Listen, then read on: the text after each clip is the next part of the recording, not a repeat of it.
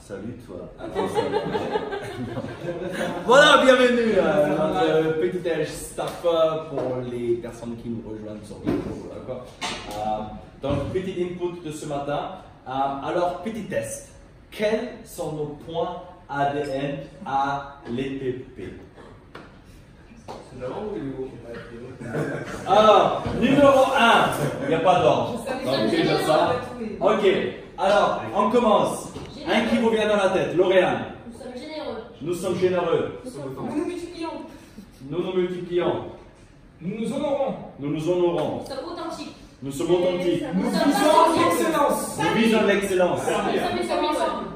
Nous sommes ensemble. Nous sommes passionnés. Nous sommes passionnés. Nous sommes une famille. Nous sommes une famille. Dernier. Nous sommes positifs. Exactement. Yes. Très bien.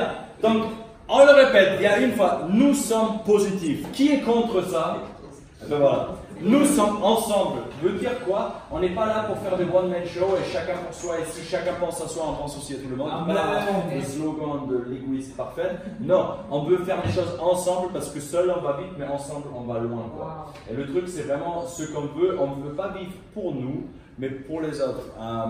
Maxwell, un grand homme dans l'enseignement de leadership, il disait le plus grand fruit n'est pas ce que tu as accompli, mais c'est les personnes que tu as équipées qui sont derrière toi. Ça veut dire qu'il ne s'agit pas de ce que toi tu es capable de faire et tout tes diplômes que tu as affichés dans ton bureau, sur un mur ou dans un agenda ou je ne sais pas. C'est la question, combien de personnes sont après toi qui ont dit c'est lui qui a changé ma vie, c'est lui qui m'a appris ça, c'est lui qui m'a entraîné dans ça, c'est lui qui m'a fait évoluer dans ça, etc. Donc on veut faire des choses vraiment ensemble. Nous sommes une famille. Veut dire quoi? On n'est pas juste une équipe qui performe ensemble, mais on veut se porter dans les bons et dans les mauvais moments ensemble. Ça veut dire on est une famille. Dans une famille, on le sait, on n'est pas des super-héros. Tu peux prêcher à des conférences et il y a des personnes qui sont là. Mais dans ma famille, tu sais, mes enfants, ils n'ont rien à faire. Devant combien de personnes je prêche, s'ils ne sont pas d'accord avec moi, ben, ils me le montrent. Voilà, quoi. Et je crois que ça, c'est la richesse d'une famille aussi. On est nous-mêmes. Dans une famille, il n'y a pas de superstar. On est une famille, quoi. Et nous, en tant qu'Église, on veut être une famille. On se pousse, on s'élève, on se célèbre, on se fortifie, on se rectifie, on s'encourage les uns les autres, quoi. On est une grande famille. Nous nous multiplions. Ça veut dire quoi? On fait beaucoup d'enfants. Voilà. Non. Ça veut dire quoi? Simplement, on ne veut pas exister pour nous-mêmes, mais on veut vraiment être centré vers l'extérieur et on veut se multiplier. Ce que Dieu nous a confié, on veut le multiplier à l'extérieur. Nous sommes authentiques. On ne peut pas être une église de je te demande comment ça va, oui, ça va pas, ça va par la grâce de Dieu, etc. Mais finalement derrière, tu apprends qu'en fait ça ne va pas du tout. Et il y a cette performance spirituelle que je n'ai pas le droit de dire quand ça ne va pas des fois. Mais les amis, nous on veut être une église et on dit on est authentique. Ça ne va pas, je peux dire, ben, en fait, honnêtement, non, ça ne va pas trop, mais merci de prier pour moi. Quoi. Je ne dois pas dévoiler chaque fois à tout le monde, on ne fait pas de striptease spirituel devant tout le monde, et non, ça ne va pas, tu sais, il y a lui. Moi, je ne raconte pas tous les problèmes chaque fois quand je me prends la tête avec ma femme. Mais quand je vais vraiment mal, je n'ai pas honte de vous dire, ben non, ça ne va pas trop, merci de prier pour moi, ça rentre dans les détails. Quoi. Donc, c'est tellement important d'avoir un style de vie authentique, et on veut être une église authentique. Ça veut dire que tu peux passer par des super moments et on se réjouit avec toi. Tu peux passer par les pires des moments et on te porte. Mais tu peux être authentique. Tu ne dois pas avoir une pression de performance, toujours être au top, mais être authentique tout simplement. Être toi-même, être différent. Des fois, on croit qu'on prêche l'unité, mais l'unité n'est pas l'uniformité. Donc, authentique veut dire je peux être moi-même. Un Lévi, il est très différent d'un Arnaud, d'un Benoît.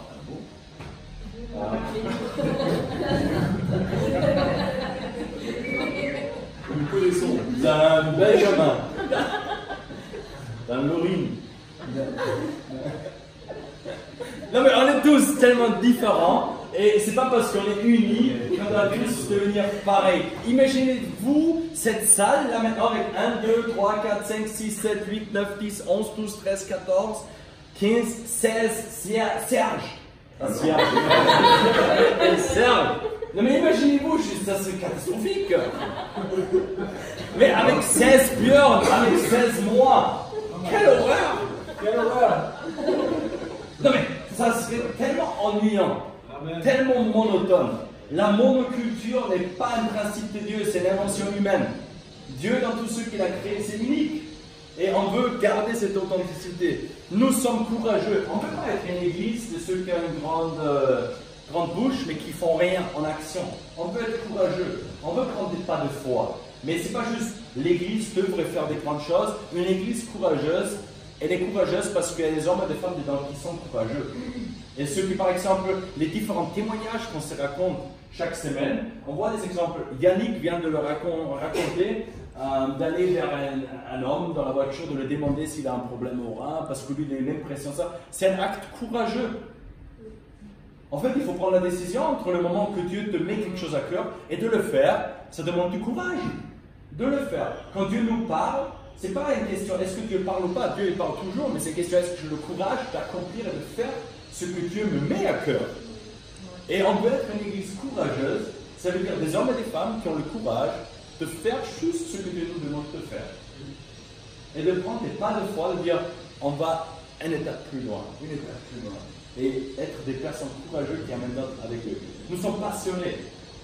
Ça veut dire, on n'est pas des personnes qui disent ouais, je suis passionné de l'intérieur, mais ça ne se voit pas trop. La passion, ça se dégage toujours vers l'extérieur.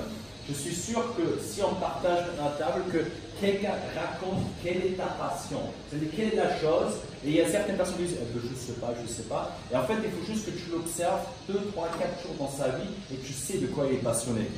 Parce que c'est de ça qu'il parle. Vous voyez, un Lévi, des fois, il est là et il est suisse, ça veut dire de nature, il est calme et neutre. La seule Suisse que je connais qui est en feu, c'est Cindy. Mais les autres Suisses, ils sont tous neutres et calmes, quoi. Voilà. Mais dès qu'il parle de fondue ou de fromage, le gars, il s'enflamme, quoi. Et c'est pas un cliché là que je dis, c'est une vérité. Il m'a traqué. Oh, j'ai préparé fondue, j'ai ramené du fromage exprès, tu veux venir chez moi, tu veux venir un fromage. Dès que tu touches un truc duquel il est passionné, mais en fait, ça se voit. Et ta passion, elle se voit. Et si Dieu est notre passion, on veut être une église, pas des personnes qui savent tout sur Dieu, mais des personnes qui sont passionnées de Dieu. Ça veut dire que ça se voit, c'est contagieux. On ne peut pas différemment que de parler de ça. On ne peut pas différemment parce qu'on est passionné. Nous nous honorons. On veut s'honorer les uns les autres. On ne veut pas se rabaisser quelqu'un pour s'élever nous-mêmes. Il ne s'agit pas de mon ministry international de je ne sais pas quoi. On veut honorer les autres. On veut toujours regarder comment je peux élever quelqu'un d'autre. Comment je peux accomplir la mission que Jésus nous a demandé. Aime ton Dieu de tout ton cœur et ton prochain comme toi-même. Ça veut dire donner de la valeur qu'il a dans les yeux de Dieu à mon prochain. À travers des mots, des paroles, des actes. Très pratiquement, comment je peux honorer mon prochain, comment je peux honorer quelqu'un, comment je peux remercier quelqu'un pour ce qu'il est, pour ce qu'il a fait, pour regarder comment je peux honorer quelqu'un. On veut faire cela à tout prix. Et nous visons l'excellence. L'excellence n'est pas un perfectionnisme, on est loin d'être parfait, mais l'excellence veut dire tout simplement on donne de notre meilleur. Dieu il a donné de son meilleur, il a donné son Fils unique, et nous on veut lui rendre tout simplement notre meilleur avec les dons, les capacités, les talents qu'il nous a confiés et donner notre meilleur. Mon meilleur d'aujourd'hui n'est pas mon meilleur de demain ou de hier. Quand je suis très fatigué ou malade, et je sais que au sport par exemple, des fois on perd, des fois on gagne. Le but n'est pas de perdre ou de gagner, le truc c'est quand je quitte le terrain, je veux savoir que j'ai donné mon meilleur.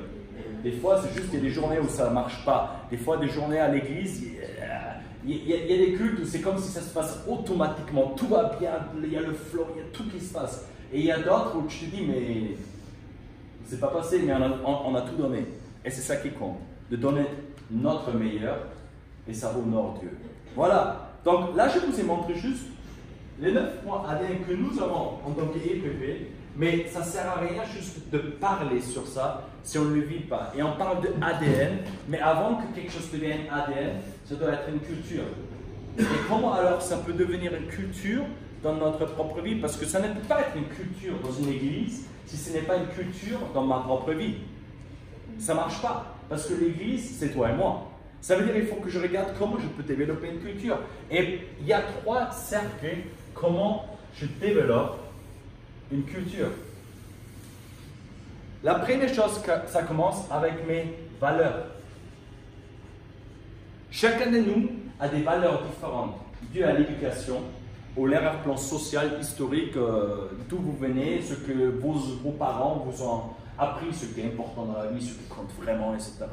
Votre éducation à l'école, etc. Vous avez certaines valeurs. Il y en a certaines valeurs différentes et certains tris en commun. En tant qu'Église, on a des valeurs. C'est le point ADN qu'on vient de partager maintenant. Et ces valeurs-là, en fait, ils sont importants de le connaître. Parce que si je ne sais pas quelle est une valeur pour moi dans ma vie, qu'est-ce qui est important pour moi, eh bien, en fait, je ne sais même pas si ce que je fais est juste ou pas. Une personne sans valeur et sans orientation, parce qu'il n'y a plus de juste ou de faux. Mais c'est juste parce que j'ai des valeurs, je peux juger moi-même, est-ce que je suis du bon côté ou est-ce que j'ai raté un truc. Et c'est tellement important de regarder quelles sont nos valeurs. Dans le Nouveau Testament, il y a un passage en Luc 5, verset 8 à 11, c'est l'histoire où Jésus rencontre Simon-Pierre et il lui dit, après toute une nuit de pêche, de ressortir encore une fois. Et Simon, il est obéissant, je ne veux pas rentrer dans l'histoire même là maintenant. Il est obéissant à Jésus, il ressort, il pêche tellement que sa barque commence à couler. Il appelle ses confrères et ses collègues, il dit, venez vous aussi. Et toutes les barques sont remplies de poissons et les ficelles sont en train de se déchirer dans tous les sens. C'est un vrai miracle, quoi. Et là, en voyant cela, Simon-Pierre se jette aux pieds de Jésus. Il lui dit, Seigneur, éloigne-toi de moi, car je suis un homme pécheur. En effet, il était saisi d'effroi, ainsi que tous ses compagnons, devant la pêche extraordinaire qu'il vient de faire. Ils ont été de même de Jacques, de Jean, le fils de Zébédée, les associés de Simon. Alors Jésus dit à Simon, n'aie pas peur, à partir de maintenant, tu seras pêcheur d'hommes. Dès qu'ils ramènent leur bateau au rivage, ils laissèrent tout et ils suivirent Jésus. Ça veut dire, ce que je trouvais tellement énorme, Jésus n'a pas méprisé le métier de Simon. Simon était pêcheur. Et il n'a pas dit, bon, jusqu'au maintenant, franchement, ton truc de pêche, oublie ça. Moi, j'ai le meilleur job pour toi. On va faire quelque chose de complètement différent. C'est nul. Qui aime les poissons? Franchement, il s'agit de quelque chose de plus important dans la vie. Non, en fait, quand vous regardez Jésus, quand vous étudiez les évangiles, il a rencontré chaque personne, il l'a valorisé dans son état actuel et il a rentré dans ses valeurs sa vision des choses. À Simon, il a dit, tu es pêcheur, mais moi je ferai de toi un pêcheur d'hommes. Et chaque fois quand il nous parle, si tu serais charpentier ou architecte, il t'aurait dit, toi tu es architecte, mais maintenant on va construire la maison, le royaume de Dieu ensemble. On va la dessiner. C'est-à-dire Jésus, il n'a pas rabaissé quelque chose pour implanter quelque chose de nouveau, mais il a valorisé, honoré la personne, mais donné une vision plus grande. Et moi j'aime ça tellement énorme que, en fait, il nous montre les vraies valeurs. Pas en méprisant d'autres, mais il nous montre les vraies valeurs. Et là, il dit, t'es pêcheur, c'est bien. Et moi, je fais de toi maintenant pas un pêcheur de poissons, mais un pêcheur d'hommes. Ça veut dire qu'il a montré une nouvelle valeur. Et les valeurs sont tellement importantes. Alors, quelles sont les valeurs que toi, tu célèbres dans ton groupe? Dans ton groupe de service, dans tes projets, dans ton groupe de maison? Quelles sont les valeurs, les choses que vous célébrez? Et c'est tellement important. Et prenons une minute. Donc, responsable de service, de projet, de groupe de maison, quelles sont les choses qu'on célèbre? Nous. Là, on se raconte des témoignages de ce que Dieu il a fait, mais est-ce que quand une personne est honorée, est-ce que quand une personne est sauvée, est-ce que quand une personne est délivrée, est-ce que quand une personne a trouvé la foi et elle est baptisée, est-ce que ça c'est des choses qu'on célèbre? Est-ce qu'on célèbre quand quelqu'un est positif, quand quelqu'un s'est multiplié, quand quelqu'un a dit de manière authentique, les gars, j'ai vraiment besoin de vos prières, dire franchement c'est super que tu l'as dit, ton authenticité, ça nous touche, etc. C'est-à-dire, c'est quoi qu'on valorise vraiment? Et prends un moment tout simplement de regarder qu'est-ce que toi tu valorises. Parce que c'est seulement ce que tu valorises, ce que tu parles aussi, donc notre langage. Donc nos valeurs impactent notre langage. Et des fois, il y a des personnes qui disent oui, il faut que tu parles différemment. Et on essaye de changer nos façons de parler, mais en fait, on parle selon nos valeurs. Si une valeur principale de ma vie est OM, je vais toujours parler de l'OM. Par contre, si ça ne m'intéresse pas du tout, et dans mes mots, tu ne vas jamais trouver le mot OM. Ça veut dire, quand je t'écoute, je sais quelles sont tes valeurs. Quand vous écoutez des fois Björn, il parle en permanence d'implantation, de multiplication, d'ouverture, d'initiative, des trucs comme ça. Mais vous savez quelles sont ses valeurs, qu'est-ce qu'il a à cœur? Parce que la langue est juste, en fait, ça sort de ce qui est dans votre cœur. Donc ça ne sert à rien d'essayer de changer votre langage parce qu'elle reflète juste ce qui sont vos valeurs. Ça veut dire, il faut que je regarde mes paroles reflètent mes valeurs. Donc regarde, prends un moment de regarder, ok, demande à une personne de confiance de ton entourage, et quand tu m'entends parler une heure ou une journée, qu'est-ce que tu entends? Des fois, moi je me suis attrapé, je suis honnête avec vous, de dire, il y avait une phase, quand j'étais pasteur ici à Marseille, j'ai toujours dit, je suis fatigué et on n'a pas assez de coéquipiers. Jusqu'au moment où Björn m'a dit une fois, mais tu t'entends parler, c'est normal que tu n'as personne, tu es toujours fatigué et tu dis, il n'y a personne. Pourquoi tu crois qu'il y aurait plus de personnes? Parce que ce qu'il voit, c'est un pasteur qui est fatigué et qui est personne. Mais qui nous servir avec une personne qui est fatiguée et qui est personne? C'est-à-dire, mes valeurs, c'est la fatigue et le fatalisme.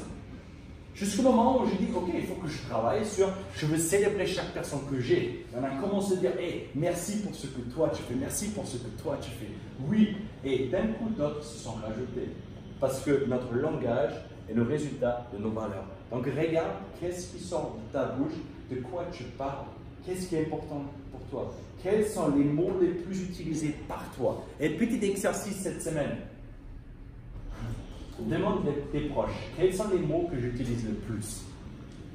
Quels sont les mots qui sortent toujours de ma bouche? Et tu verras quelles sont tes valeurs, quelles sont les choses vraiment importantes. Qui nous amène, dernier point, à notre comportement.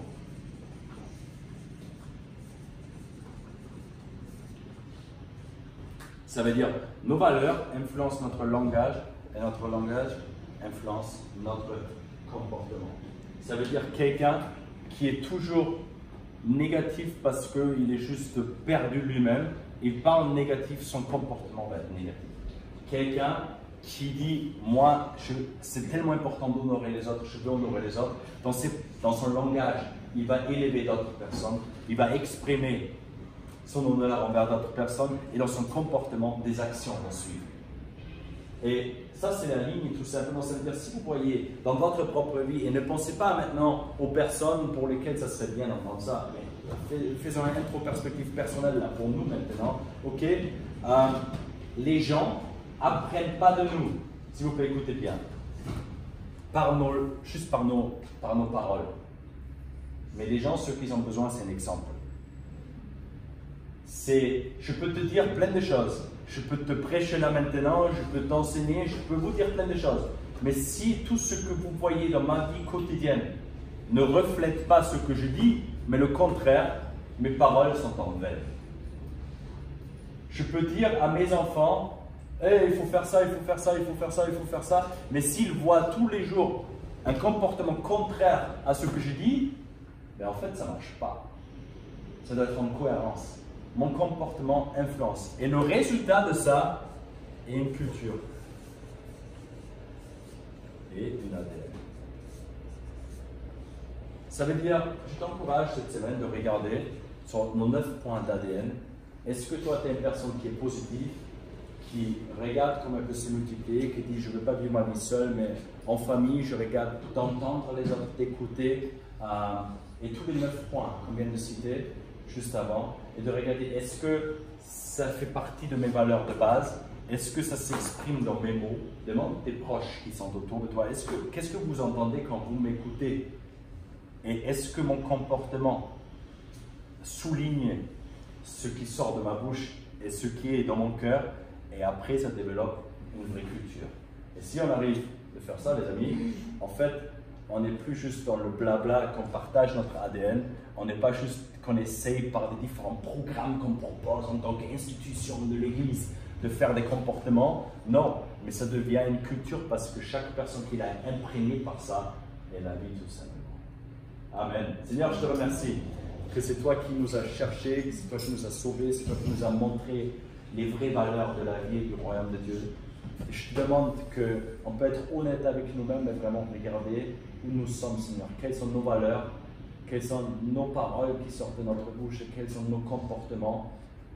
Est-ce qu'on reflète vraiment le caractère de Christ? Je te demande que tu nous aides dans nos différentes responsabilités, si c'est un service, un projet, un groupe de maison ou d'autres, vraiment d'être des personnes qui construisent une culture qui t'honore et qui reflète ton royaume. Au nom de Jésus. Amen. Amen. Amen.